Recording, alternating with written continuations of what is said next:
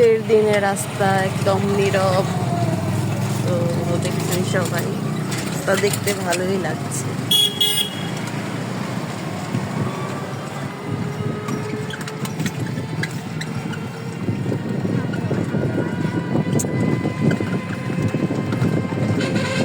যে রাস্তা নাকি একদম জ্যামে ভর্তি থাকে সেই রাস্তা একদম ফাঁকা।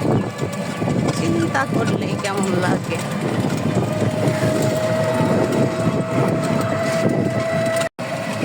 রাস্তা দেখলাম, এখন আমাদের দেখে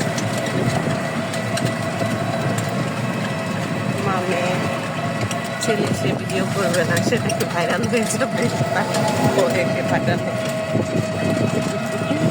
So bye.